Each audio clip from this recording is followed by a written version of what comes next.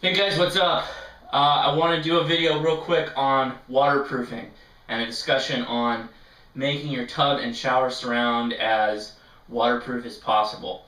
Now, I'm not really going to advocate, well, I'll tell you what I'm doing and the reasons why I'm doing it, but that might fly in the face of some of your local ordinances on the required way of doing waterproofing in your area, so your mileage will vary.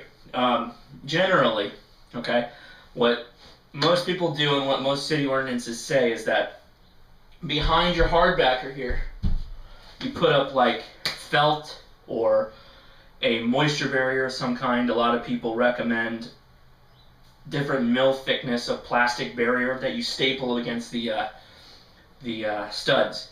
Now, I have no problem with that. There's this other product though that I'm using called RedGuard, and there's other companies that make stuff like this. This is a waterproofing and crack prevention membrane. Okay. So what you do with this, with the RedGuard, is you tape all your hardbacker joints, which is what I'm going to be doing today, and what I'm going to make a video for. And then after all that's dry, after you got your all your cement board all jointed up, you apply the RedGuard to the surface of the hardbacker. Now, the cement board is water durable.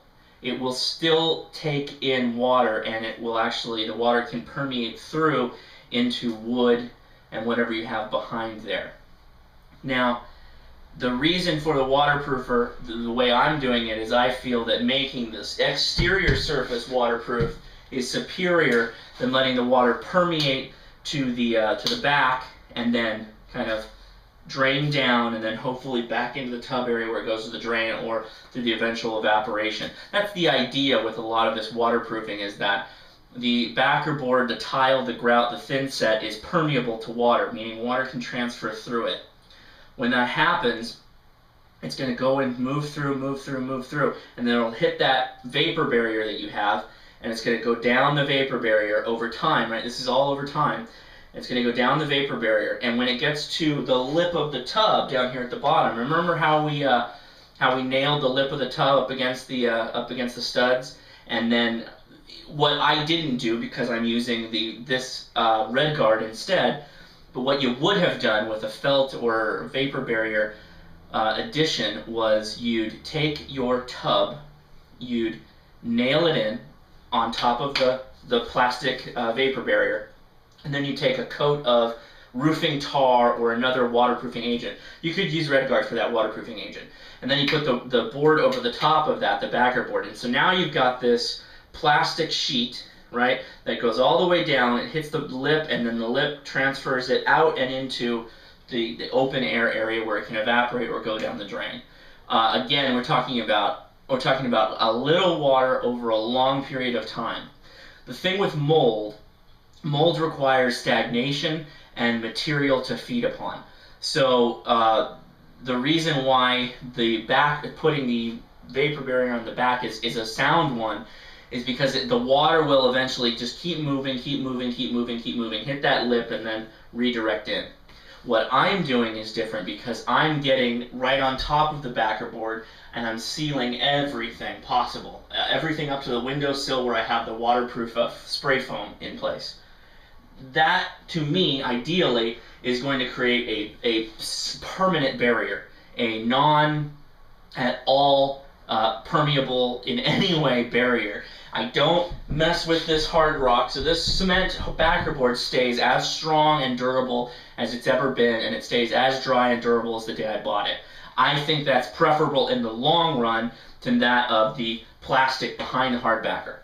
That's my decision. I don't really want to argue with anybody. I looked up the information. I did the research on my own. If you feel you have a different idea, feel free to post it in the video, but I'm obviously not changing my mind. I've already been making progress here. So now the last part.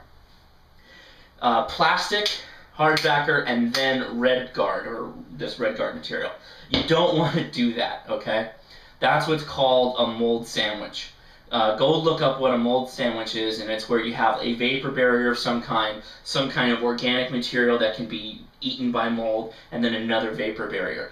if by any chance you get water behind that vapor barrier, the front vapor barrier, and you have another vapor barrier in the back, and you've got this mold food in the middle, it will grow mold, and it will grow mold much faster than normal. So you either use the plastic on the back with the studs, then the hard backer, or you use no plastic, hard backer directly on the studs, and then a vapor barrier like I'm using, like Red Guard or whatever. They're two separate options. You don't combine them to get uber performance, because that could create a really, really bad mold growth situation. So that's just a quick discussion on the mold thing and waterproofing your bath area. Look, the vapor barrier, the plastic vapor barrier, is the cheaper option. I'll just get that out of the way right now. Way, way cheaper. You could get the little, the wacky hand stapler where it's a stick and you bang it in there. You could get like a top of the line stapler, all the plastic you want, for the price of this one container of Red Guard. It's really expensive. This is $45 a bucket that I just picked up right now. You can probably find it cheaper, but I got it, it's done, whatever. So, with that said, price is a discussion point. You make that decision, you decide what you're going to do. It's up to you guys. So that's the information I wanted to talk about. Let's go right into doing this, sealing up this hard backer with the tape and the thin set, and then we'll go into the Red Guard application. Okay guys? Alright.